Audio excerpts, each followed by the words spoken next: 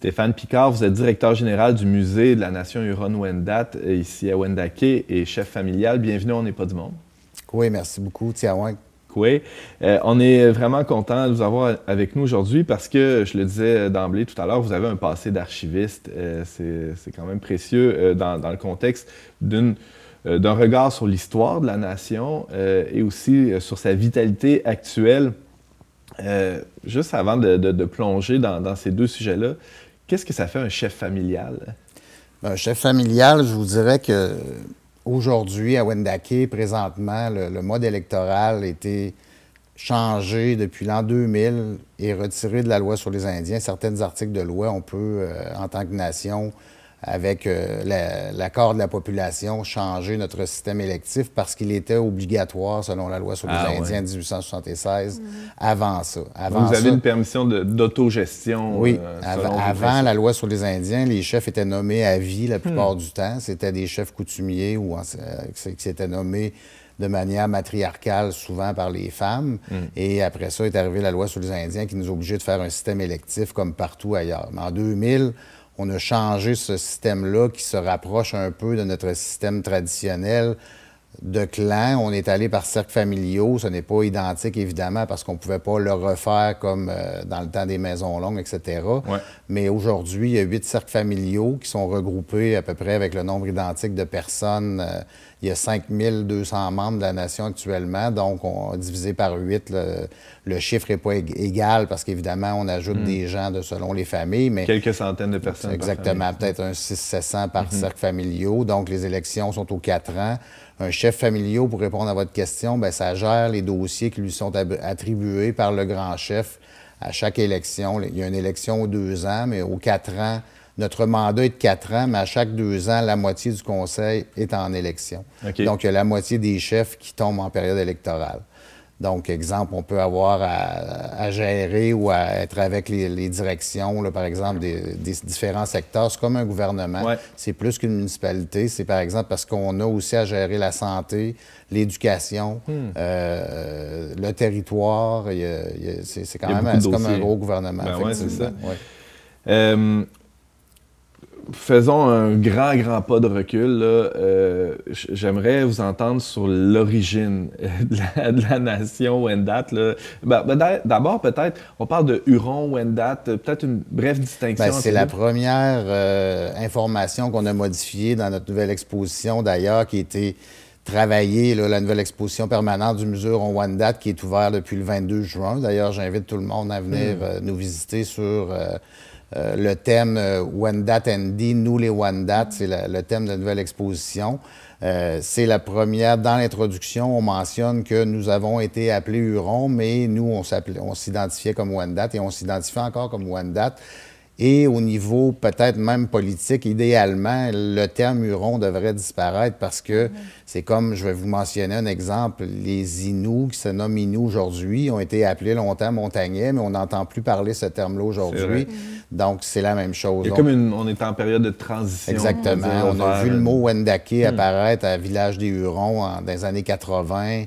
Les gens se réapproprient tranquillement les termes anciens au niveau de la langue. La langue est très importante. Oui, c'est une très bonne nouvelle. Ben ouais. Donc, c'est l'introduction de notre exposition de dire que les Français nous ont appelés Hurons à cause de la hure de sanglier qu'on avait sur la tête, etc. Comme la hure Mohawk, entre autres aussi. Là, mais c'était l'appellation qui nous avait été donnée par les Français. Et on s'est toujours identifié comme Wendat. Et le sens du mot Wendat, c'est? Wendat, ce sont les habitants de l'île ou de la péninsule, normalement. Et de quelle péninsule on parle? Bien, on vient de la baie Georgienne, Ontario, là, on est originaire, mais évidemment, on a eu des différents déplacements au cours des siècles. C'est une partie de notre histoire qu'on a été dans cette région-là, en Ontario. On a un lien avec ce que les historiens appellent aujourd'hui, depuis les années 80, les Iroquoiens du Saint-Laurent, qui est une grande famille iroquoienne qui comprend aujourd'hui les Wendat et les Mohawks de la région de Montréal. On est les 2 seules nations au Québec là, qui sont encore reliées à la parenté iroquoienne, avec la langue qui se ressemble, la mythologie qui est semblable, mode de vie, maison longue, etc., qui est semblable entre les 2 cultures. Qu'est-ce qui est Je n'irai pas là tout de suite. J'allais vous demander qu'est-ce qui est spécifique à la culture Wendat, mais j'aimerais qu'on comprenne mieux un peu le territoire puis l'histoire de la nation. Il y a ce qu'on appelle dans les livres d'histoire, on entendait parler de la Huronie. C'est ça, c'est la baie georgienne, c'est dans le sud de l'Ontario. On nomme Wendake Yéhan aujourd'hui parce que vous savez, l'histoire que vous avez appris, la Huronie, etc., on travaille, nous, on a des chercheurs qui font de la recherche actuellement pour le Conseil de la Nation Huron-Wendat pour réactualiser puis faire des recherches avec la mythologie, avec la tradition orale. On rencontre les aînés, etc. Donc, cette écriture-là, on peut la réécrire aujourd'hui, puis on veut la réécrire. C'est encore en cours. Oui, exactement. C'est toujours sous forme de recherche. Puis c'est pour ça que ce qui a été écrit en 1980, bien, on peut dire que ça fait fausse route aujourd'hui parce que même déjà à cette époque-là, il y avait des gens de chez nous qui disaient que c'était pas la bonne manière. Tu nous as fait référence tantôt, c'était stéréotypé, mais aujourd'hui, on veut aller plus loin en racontant nous-mêmes notre histoire comme on l'a appris, soit par nos parents, nos grands-parents, ou de tradition orale par des... Souvent, on fait référence. Nous, tout commence avec la cosmogonie Wendat, qui est d'ailleurs centrale à notre exposition permanente cette année. Prenons peut-être une minute là, pour en parler de cette cosmogonie. Il y a un mythe fondateur de la nation. Le mythe fondateur, c'est Yaatansic, la grand-mère de tous les Wendat, qui tombe du monde ciel, parce qu'au départ, il n'y avait pas de monde terrestre, c'est le monde ciel et le monde mer qui va voir un homme médecine et qui a besoin d'un soin. Il lui dit de creuser près d'un grand pommier dans le monde ciel et en creusant le trou, tombe à travers les nuages et est recueilli sur le dos de deux oies blanches qui la dépose sur le dos de la grande tortue, qui est considérée aujourd'hui comme l'Amérique, la grande tortue. Et les animaux aquatiques vont aller chercher de la terre au fond de l'océan, qui vont mettre sur la carapace de la tortue. Mais tout ça est lié. Il y a d'autres mythologies associées à ça, par exemple aux danses des femmes aujourd'hui avec les pas qui pouvaient étendre la terre sur la carapace de la tortue. Il y a des chants qui sont intitulés, qui font référence à la mythologie. Donc, ça tout part de là, notre mythologie, le mythe fondateur. Et la fille de Yaatansic, d'ailleurs, a eu une fille qui, elle, a eu des jumeaux, l'ordre et le chaos, Yuskea, qui est notre créateur, et Tawiskaron, qui est en fait incarné par celui qui veut défaire ce que son frère bâtit dans la création du monde. Donc, j'ai été plus loin un peu que juste vous parler de la légende, parce qu'elle est longue, on peut en avoir. Il y a la création des humains aussi. La légende, la voix dans l'exposition, c'est ma voix. Ah oui? Le chant qu'on entend. OK, bien, merci. Je pense que tu as passé avec Nigan. Oui, OK, c'est bon. Wow.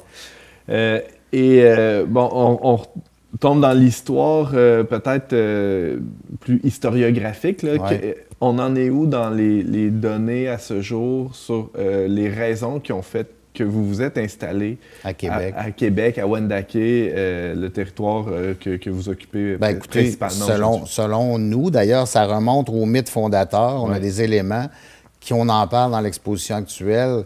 On a des textes qui remontent à la tradition orale d'un chef de Wendake dans les années 1880 qui a rencontré un chef Wyandot de l'Oklahoma qui est venu ici, qui n'était pas d'Oklahoma, je pense qu'il était de Anderden. En tout cas, bref, il y avait d'autres groupes de Wendat qui sont partis de l'Ontario au même moment que nous.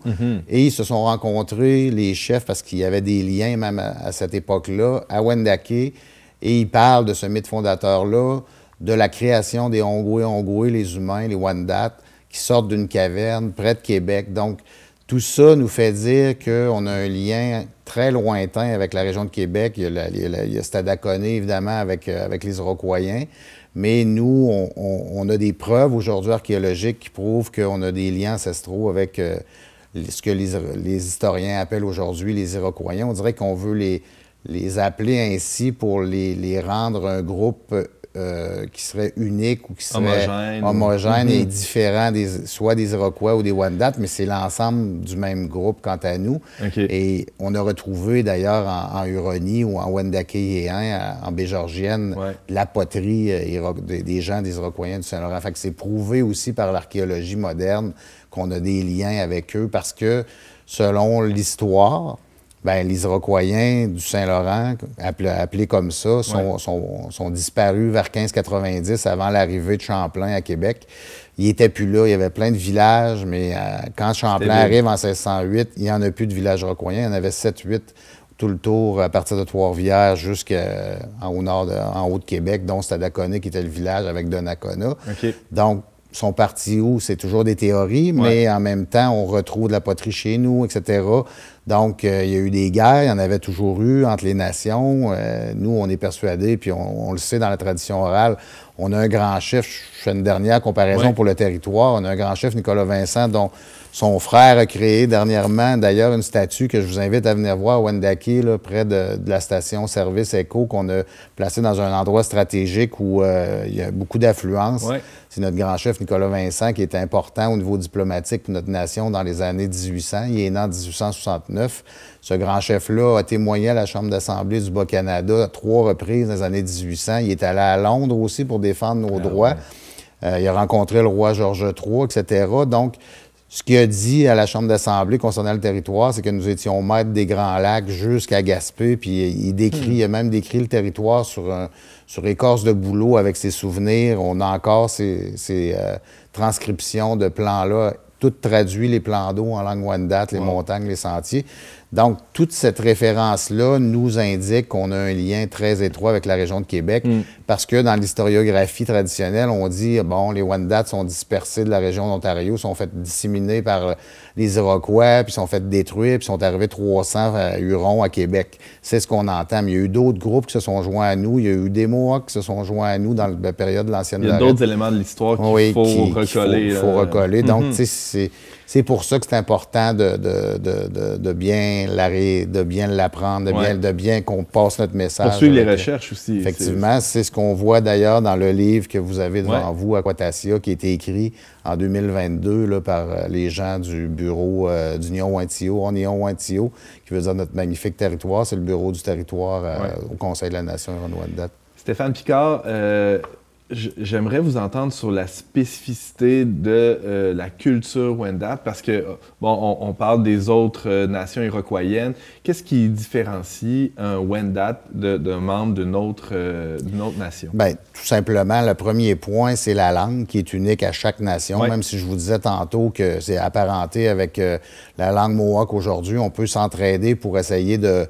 Nous, on a une langue qui est en réappropriation, qui est en effervescence depuis une vingtaine, trentaine d'années, mais on a des gens qui travaillent avec un comité linguistique. C'est le premier point, parce un de nos derniers locuteurs est décédé en 1915. Quand vous parliez tantôt d'avoir des chants, on a perduré dans les années 50, 30, 40 avec les chants religieux en langue Wendat. Donc, les gens chantaient, mais ne comprenaient pas nécessairement les Wendat. Il y a eu une rupture, mais... Comme on s'est toujours fait dire, l'hébreu était presque disparu aussi, je pense, puis c'est revenu, donc c'est pas impossible pour nous. Tout à fait. Et aujourd'hui, c'est enseigné à toutes les années de l'école primaire à Wendake, ce que nous, on n'a pas eu à l'époque, quand j'étais jeune. Donc, je pense que on peut rêver d'avoir des locuteurs qui parlent entre eux. Là. Moi, j'en connais un peu. On a fait des cours. J'imagine que tu en connais aussi.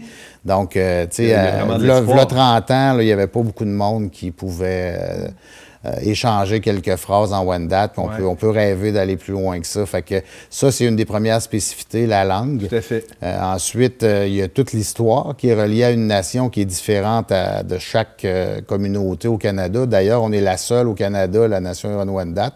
Donc, on est la seule nation Wendat dans le Canada. Il y en a aux États-Unis un peu. Il y en a en Oklahoma, reconnu par le gouvernement américain.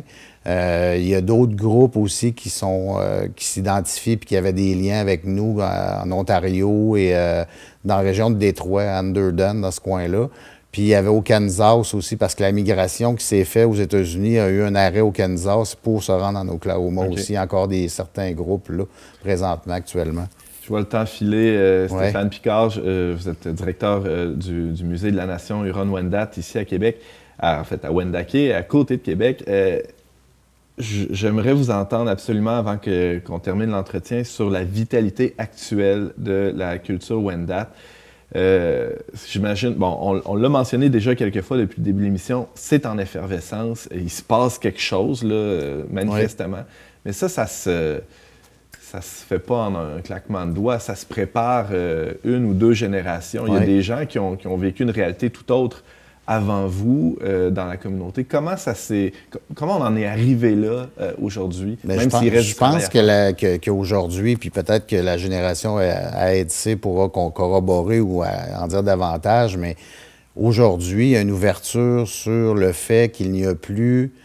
il y a eu une époque où de mentionner qu'on était membre des Premières Nations, même si on n'avait pas l'air d'une Première Nation, c'était caché. Aujourd'hui, les gens sont fiers. Honteux, c'était gênant? C'est pas honteux, c'est qu'il y avait plus... les gens étaient moins, je dirais, je veux pas généraliser, mais je pense qu'il y avait une forme pas de racisme, mais presque là, dans différents endroits, à l'école, secondaire, etc.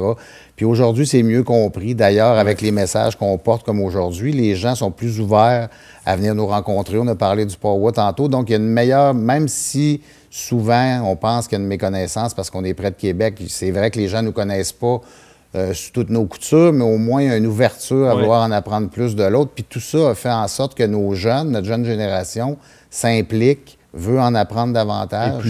Et plus fier. Puis les jeunes, que ce soit au niveau de l'art, au niveau de l'histoire, au niveau de l'industrie touristique, je parle du musée, mais on a beaucoup de jeunes qui veulent travailler pour les mythes et légendes racontés dans la Maison Longue, dans la Yanonchia qu'on a avec nos visites guidées. Donc, ce que je veux dire, c'est qu'ils sont fiers de partager leur culture. Donc, en même temps, ils la vivent et ils la racontent.